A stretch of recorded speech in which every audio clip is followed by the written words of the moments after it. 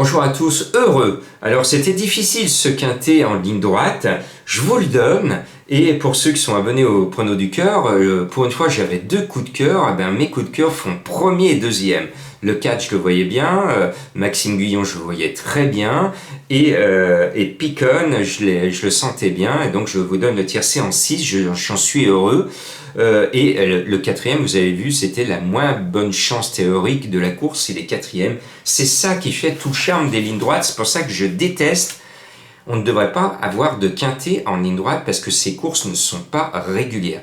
Et comme dimanche dernier, il faudra m'expliquer pourquoi 30 secondes avant le départ, il y a une prise énorme sur le Wattel. Ça s'était passé dimanche avec succès puisqu'il y avait une prise tchac et le Wattel était dans le tiercé. Il perdait 10 points. Et là, au dernier moment, 30 secondes, piaf! Même entraîneur. Qu'est-ce qui se passe? Point de suspension. Bon, là, le Wattel n'est pas là. Je vous emmène, alors cela ne sent plus les vacances, ce sont carrément des vacances. Prenez votre parasol, votre serviette, votre pelle et votre seau pour faire des pâtés. On va au Sable d'Olonne. Ça sent l'océan avec les vagues, les rouleaux. Ceux qui font du surf sont heureux. Moi, j'adore les Sables d'Olonne. C'est une station balnéaire un peu trop touristique. Moi, je préfère les environs des Sables d'Olonne que la ville par elle-même, qui est une ville très sportive. Et on nous sert sur un plateau un grand favori à 2 contre 1, le JMB Bordeaux S, qui était cet hiver ma découverte à moi. Il a fait l'arrivée à grosse cote et j'y croyais. Depuis, le cheval ce Suédois a fait ses preuves. Et normalement, JMB confie à Eric Raffin le cheval pour le mener. On a là les deux meilleurs professionnels pratiquement au monde, en tout cas de France, associés sur le même cheval, qui part en plus devant.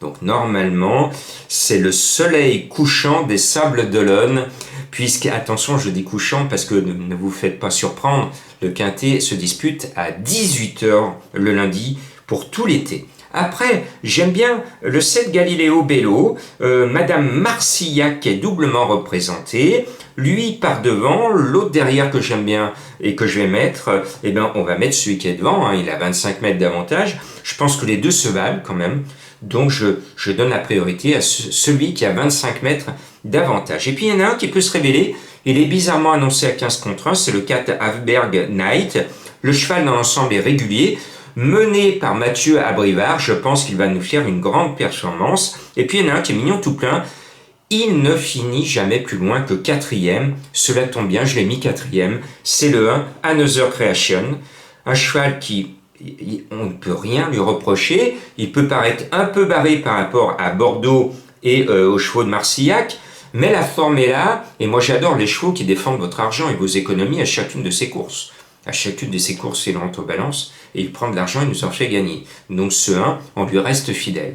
Et puis, il y a mon chouchou, qui nous a ruiné la dernière fois. Je vous entends, ouais, mais Jean-Marc, il nous a parlé de Diane Winner, il était chaud la dernière fois, il n'a rien fait. Bon, oui, c'est pas grave. Quand on a un chouchou, il faut lui pardonner. Moi, je me rappelle quand j'avais été voir Idéal du Gazo, quand j'étais très jeune, avec un confrère, on était descendu à Cannes-sur-Mer, parce que mon confrère, je peux le citer, c'était Daniel Zeguani, mené en amateur le même jour où il y avait le Critérium de la Côte d'Azur, et Idéal du Gazo, qui était mon super chouchou, il est là avec Eugène Lefebvre, et moi j'ai le souvenir d'avoir dans mes jumelles une image d'Épinal. Imaginez que j'ai les voiliers, j'ai la mer, la grande bleue, avec le soleil, et tout d'un coup dans mes jumelles, oh, mon petit bonhomme, Idéal du Gazo qui passe magnifique, avec ses bandages bleus, ce beau petit bonhomme noir, et ce jour-là il déçoit.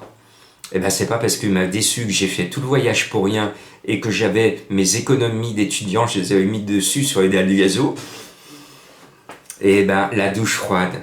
C'est ça les courses, c'est pas parce qu'un cheval vous déçoit, si vous l'aimez, vous le gardez. Diane Winner, moi je le garde, je lui pardonne, parce que depuis des mois, je l'aime bien. Ce 16, donc je le garde. À vous de voir, vous n'êtes pas obligé d'adhérer à mon coup de folie sur ce numéro 16 qui est annoncé à plus de 20 contre 1 par mes confrères.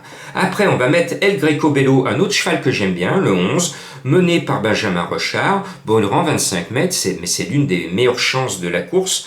Et puis, Il y a un deuxième JMB, c'est comme à la SNCF, un JMB peut en cacher un autre.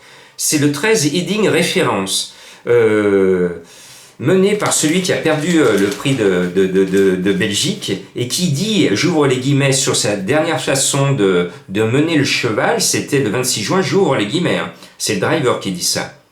Je l'ai mal drivé, je ne pensais pas que Flyspeed allait aller devant. Quand j'ai vu que c'était perdu, j'ai arrêté. Je referme les guillemets.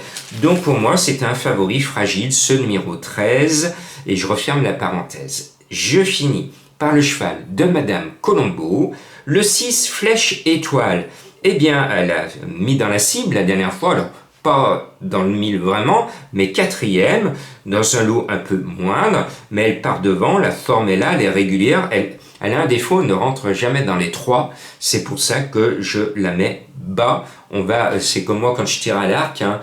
Je mets pas, je suis pas Guillaume Tell, donc je mets pas au centre, mais j'arrive à toucher la cible. Eh bien, je pense que Madame Colombo va toucher la cible, mais peut-être pas en plein centre. Quoique, pourquoi pas? Le cheval est annoncé à 17 contre 1. Allez, je termine par un cheval mystère pour trouver cette énigme du jour, parce que ce cheval me plaît beaucoup. C'est une découverte qui n'est pas vue par mes confrères. Alors, il manque la particule devant, mais vous pouvez trouver ce cheval mystère dans une célèbre galerie, mais grâce à cet homme, avec la particule, les Américains ont gagné leur indépendance. Qui est-il, ce cheval mystère? À vous de le découvrir. Bonne semaine, bonnes vacances, bonne plage à mes amis juilletistes, bon courage à ceux qui bossent et patience aux Haussiens.